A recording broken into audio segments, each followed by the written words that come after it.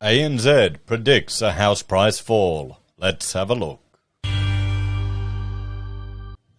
Hello everyone, Florian.heise here and welcome to another episode of HeiseSays. Grab your stein of coffee because ANZ, they're predicting housing will fall. Again, is this the crash that everyone's hoping for? Is this the correction? I doubt it. I really doubt it, to be honest. Let's have a look at this because, well, I want to show you one little property prices chart. It's a little out of date, but let's just have a look at that. Look at that 2019 price because that's what they're pinning it all back on. So 2019, it's sitting at 120 for the blue line, which is Melbourne, and that's from the 100 level, which is a little bit earlier, guys, since September 2005. So you can see, well, they're all shooting up, guys. Every single one. Keep in mind that 2019 level. Just keep that in mind there. It was 120% from 2005. ANZ predicts house prices to fall, but never to pre-pandemic levels. And this is written by Alex Turner-Cohen. It's here, the news we've all been waiting for. House prices are predicted to fall in Australia in 2023, according to a new ANZ report. That might buoy the hopes of aspiring homeowners, but there's a major catch. Property prices have been turbocharged by the COVID-19 pandemic, and they aren't expected to return to pre-pandemic levels. This year, homes rose in value by more than 20%, and they're tipped to rise by 6% for 2022. In 2023, homes in the capitals are expected to drop by around 4%. Okay, that's the fall they're talking about. We've had a 20% increase now. You saw that dip we had down in 2019. They're predicting next year it'll increase again by 6%, and then you'll have a 4% fall. This isn't a crash. This is probably just a heat being removed from the market because access to cheap money has disappeared, and the economy will be returning to normal. People won't be locked away at home, forced to save. They'll be able to go and spend money again. Smashed Ab will be back on the plates, guys. That's according to ANZ economist Felicity Emmett and Adelaide Timbrell, who co-authored the Australia's Housing Rolling Over report released on Thursday. However, that means you would have been better off if you bought a home in 2019 than in 2023. So just think about that. If our forecasts pan out, housing will be 27% more expensive at the end of 2023 than at the end of 2019, Ms. Timbrell warned. Now, here's the thing. People who are waiting and hoping for a crash, they're trying to time the market. They're trying to time the market. You've got all, how often have we been looking at predictions of property price fall? We've been looking at, we had our first recession in 28 years, guys. 28 years, first recession Australia had. And what happened? The economy shut down. The international tourism stopped. They locked down state after state. Unemployment shot up. Housing has gone to the moon. People are going to what is safe. This is the psychological safe haven here in Australia. Is it fair?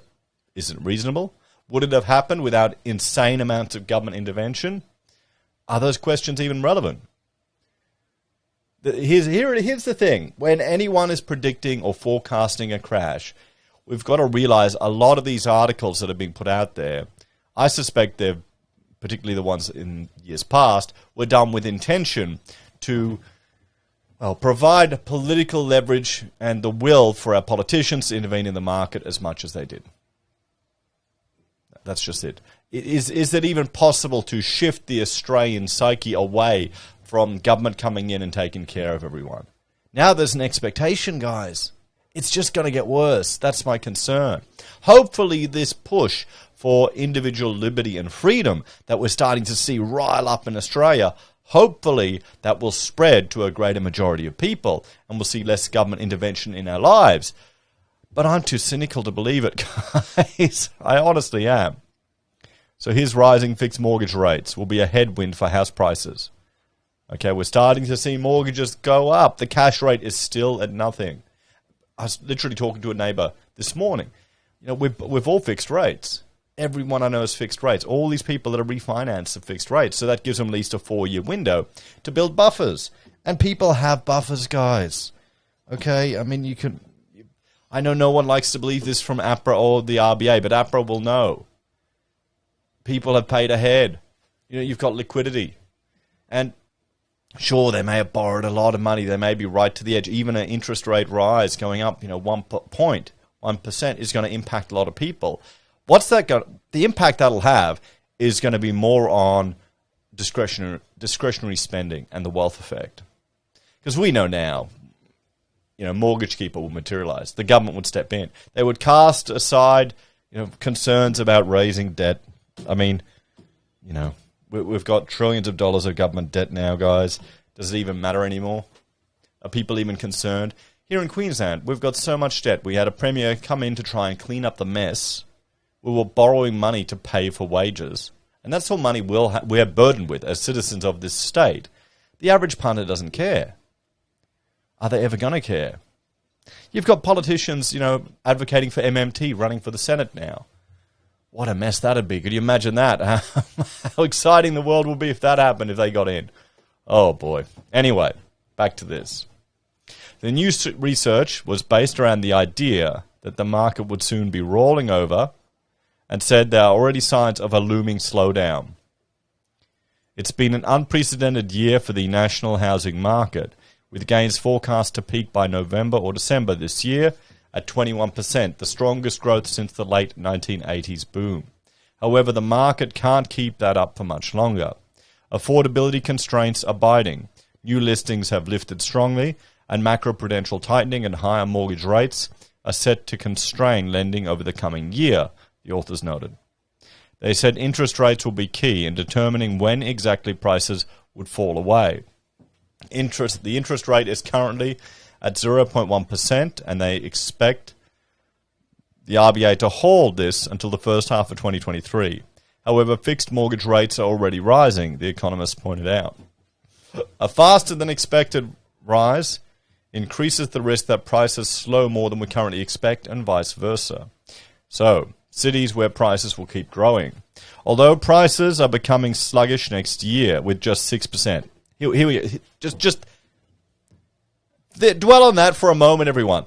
They're talking about sluggish price growth of just 6%. We're talking housing. We're not talking crypto. We're not talking shares. We're talking housing. Sluggish growth of 6%. What does that tell you, guys? And are they factoring in 2 million additional migrants coming in, 400,000 additional Australians, which is going to put increased demand on property? Rents are going up. The value of investment property is going up. This next election, guys, this is going to be an interesting one to watch, the federal election. I think a lot of people are angry at what the states are doing. They're going to take it out in the federal election, and then they'll vote the same people in the states. It's going to be, that's what I can see happening. I hate to admit it, but hopefully we'll get a few minor parties in the mix in the House of Reps to mix it up. So there has to be some discussion and debate, hopefully. But we'll see. I'm looking forward to it, though. So, Brisbane, my city, is set to jump by 9%. Hobart will be up by 8%. And Melbourne is expected to end the year at 7% higher.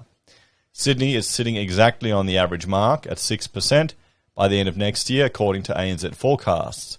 The other capital cities are well below that number, with Canberra at 4% and Adelaide, Darwin and Perth all on more measured gains of just 3%. Just 3%.